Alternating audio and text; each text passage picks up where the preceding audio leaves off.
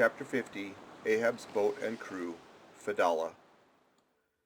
"Who would have thought it, Flask?" cried Stubb. "If I had but one leg you would not catch me in a boat, unless maybe to stop the plug hole with my timber toe. Oh, he's a wonderful old man." "I don't think it's so strange after all on that account," said Flask. "If his leg were off at the hip now, that would be a different thing. That would disable him. But he has one knee and a good part of the other left, you know." "I don't know that, my little man. I never yet saw him kneel." Among whale-wise people it has often been argued whether, considering the paramount importance of his life to the success of the voyage, it is right for the whaling captain to jeopardize his life in the active perils of the chase. So Tamerlane's soldiers often argued with tears in their eyes whether that invaluable life of his ought to be carried into the thickest of the fight. But with Ahab the question assumed a modified aspect, considering that with 2 legs is man but a hobbling wight in all times of peril, considering that the pursuit of whales is always under great and extraordinary difficulties, that every individual moment indeed then comprises a peril. Under these circumstances, is it wise for any maimed man to enter a whaleboat in the hunt? As a general thing, the joint owners of the Pequod must have plainly thought not.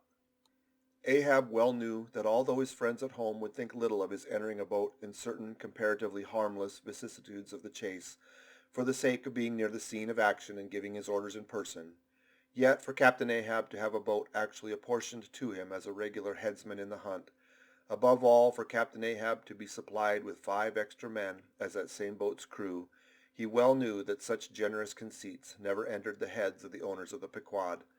Therefore he had not solicited a boat's crew from them, nor had he in any way hinted his desires on that head. Nevertheless, he had taken private measures of his own touching all that matter. Until Cabaco's published discovery, the sailors had little foreseen it, though to be sure, when after being a little while out of port, all hands had concluded the customary business of fitting the whaleboats for service, when some time after this Ahab was now and then found bestirring himself in the matter of making thole-pins with his own hands for what was thought to be one of the spare boats, and even solicitously cutting the small wooden skewers, which, when the line is running out, are pinned over the groove in the bow. When all this was observed in him, and particularly his solicitude in having an extra coat of sheathing on the bottom of the boat, as if to make it better withstand the pointed pressure of his ivory limb, and also the anxiety he evinced in exactly shaping the thigh-board or clumsy cleat, as it's sometimes called, the horizontal piece of the boat's bow for bracing the knee against and darting or stabbing at the whale, when it was observed how often he stood up in that boat with his solitary knee fixed in that semicircular depression in the cleat, and with the carpenter's chisel gouged out a little here and straightened it a little there, all these things, I say, had awakened much interest and curiosity at the time. But almost everybody supposed that this peculiar preparative heedfulness in Ahab must only have been with a view of the ultimate chase of Moby Dick, for he had already revealed his intention to hunt that mortal monster in person. But such a supposition did by no means involve the remotest suspicion as to any boat's crew being assigned to that boat. Now with the subordinate phantoms, what wonder remained soon waned away, for in a whaler wonders soon wane. Besides, now and then such unaccountable odds and ends of strange nations come up from the unknown nooks and ash-holes of the earth to man those floating outlaws of whalers, and the ships themselves often pick up such queer castaway creatures found tossing about on the open seas on planks, bits of wreck, oars, whaleboats, canoes, blown-off Japanese junks, and what not, that Beelzebub himself might climb up the side and step down into the cabin to chat with the captain, and it would not create any unsubduable excitement in the forecastle.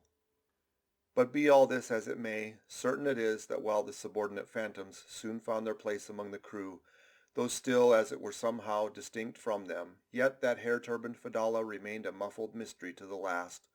Whence he came in a mannerly world like this, by what sort of unaccountable tie he soon evinced himself to be linked with Ahab's peculiar fortunes, nay, so far as have some sort of half-hinted influence, heaven knows, but it might have been even authority over him. All this none knew. But one cannot sustain an indifferent air concerning Fedallah. He was such a creature as civilized domestic people in the temperate zones only see in their dreams, and that but dimly, but the like of whom now and then glide among the unchanging Asiatic communities, especially the Oriental Isles to the east of the continent, those insulated, immemorial, unalterable countries, which even in these modern days still preserve much of the ghostly aboriginalness of Earth's primal generations, when the memory of the first man was a distinct recollection, and all men his descendants, unknowing whence he came, eyed each as real phantoms, and asked of the sun and the moon why they were created and to what end, when, though, according to Genesis, the angels indeed consorted with the daughters of men, the devils also, as the uncanonical rabbins, indulged in mundane amours.